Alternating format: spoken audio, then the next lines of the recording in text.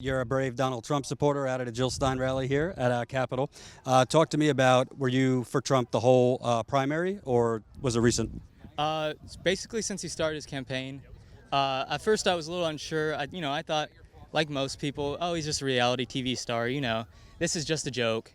But as I started listening to the issues and his platform, I started to agree with it more and more. I originally started out as actually a Rand Paul supporter, but Trump just won me over, especially in the debates. And talking about Trump, he gets knocked a lot because who the hell knows what his policies are, or he changes his policies. So you said his policies stood out to you. Give me like the nitty gritty of what policy. His policies stick closer than Hillary Clinton's, who go all over the place if you look at her throughout time. But mainly securing the southern border with a wall. I think that we need to restrict immigration in the United States. And I think that a lot of people think that Donald Trump is interventionist or warmongering or war hawk because he says mean things, because he's not a nice guy, because he's not politically correct. But if you look at it, Donald Trump was against the war in Iraq. Well, I got to stop you. There's an interview with Howard Stern in 2002 where he said, "Yeah, let's go in." So 2002, not 2003. right before Iraq, before the war, when asked about going into Iraq, he said, "Yeah, let's go in." And I'd have to check. That was BuzzFeed. That was sent. That was discovered later. Well, no, we have the audio, and yeah. So that's what he said. He wasn't. I'll give him that. He wasn't exactly like, "Yeah, let's go in." He was like, "Well, I guess we should." But him saying he was against it before is not exactly all correct. Well, if we look at his current policies, apparently he changes them. He's not for foreign intervention in Syria. He's against attacking Assad, against going against our word and actually protecting our allies in Southeast Asia. When you look at Hillary Clinton's policies on the issue, she voted in favor of Iraq, and she was an actual political, she actually held political office back then, not Donald Trump. He's just a businessman. And she suggested for Obama to get more active with Syria. Came out later. She also is for no-fly zones over Syria. So yeah. Who are the people flying planes? It's Assad and Russia. I don't see ISIS flying any planes in Syria. So really, it's not a move against ISIS. It's just a move to, I don't know, piss off Russia? But I don't agree with that. But also his policies, moving from that, also his policies on the economy, especially healthcare. He's talked about getting rid of healthcare providers only being able to operate in one state.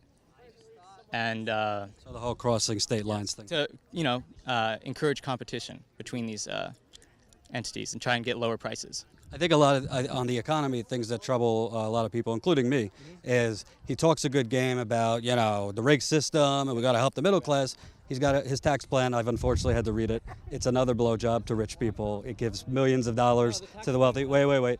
He's against the minimum wage, which I mean, particularly for students, younger people. So a lot of his policies are kind of your standard Republican, which haven't worked. If you look at Bush with the tax cuts and Reagan with the tax cuts, it helps. Tax cut for the rich. It's a tax cut for all classes. No, but if you look at it, the income levels, certain people getting, I think it was the 0.01%, not even the top 1%, like the uber rich, get over $1 million in tax breaks. If you're in the bottom 20%, you get like $120. I mean, that lower taxes for every class. I mean, you want to pull that out about the higher classes. I'm asking you, how does it help the economy for these people to get the brunt of it? More money to be, well, they don't get the brunt of it. Everybody gets tax cuts. If you're saying why don't lower class people get like $10,000 in tax cuts, is because obviously the tax cuts scale percentage wise.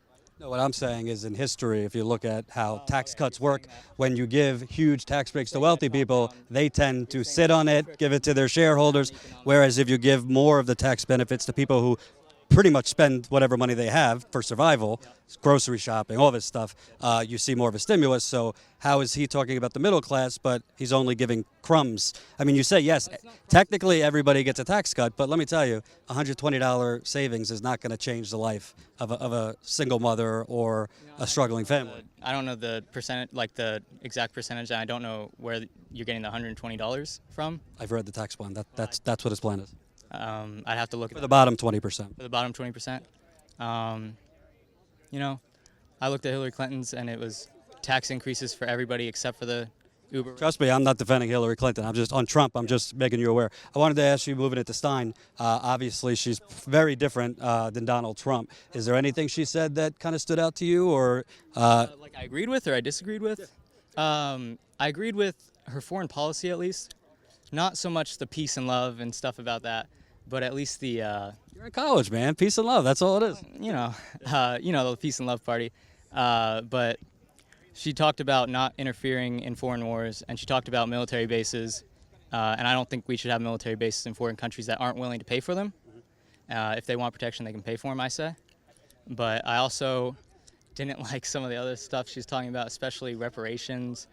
I was wondering how that would be implemented. I don't know her platform exactly. I don't know if she has this on her website. If that would be coming out of the federal budget, or I'd get a special tax because I'm white to do that. But besides that, Talking about reparations for African Americans. and Native Americans. And she also talked about minimum wage and setting that at $15 an hour, but then also talked about younger adults getting jobs, and I don't see those things working together. I think if you raise the minimum wage, you're going to get less people working, you're going to get less young people working, but the people that are working will get paid more, I guess.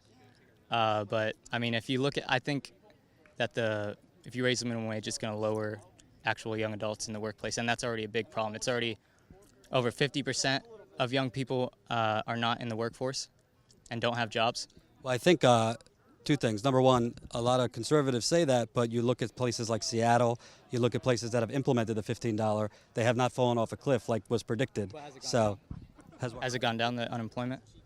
In Seattle, I'm not sure, but in terms of actual mass layoffs, which was the fear of when businesses aren't going to be able to hire people because too much money, that hasn't happened.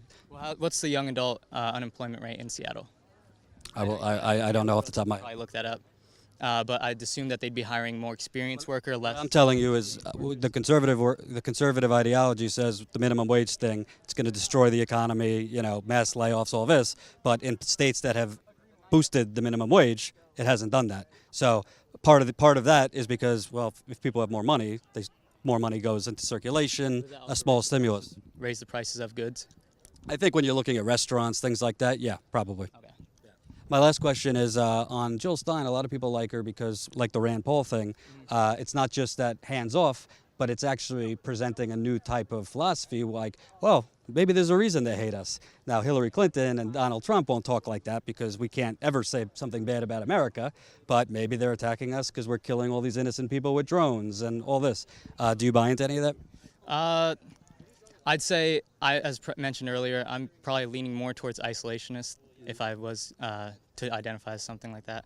But, I mean, to just knock America, I don't agree with that. America's the greatest country on earth. But I do agree we've made mistakes, especially under past presidencies like Barack Obama, George W. Bush. Interventions really. Bill Clinton. Yeah, Bill Clinton. I mean, he was in Yugoslavia, made a lot of enemies in Serbia. But, it's okay to criticize U.S. policy, but when you attack the U.S., it seems tasteless to me. And last question, in Ohio, you think Trump has a chance? Because he's talking all of his populist talk about, the blue collar workers raging about the bad trade deals. But it seems like when he has that populist message, the next day he says something kind of off the wall that kind of hurts him. I see it. I think when you get to the debates I think the first is September 26th, people are going to be tuning in for that. And I think he's going to stay on message on there. He's not going to use a teleprompter. I don't think you're allowed in a debate. No, yeah, but you know how he's been getting flack over not using a teleprompter. But I think when you get him in a debate stage with Hillary Clinton and you just see both of the candidates together, I think a lot of people are going to go for Trump.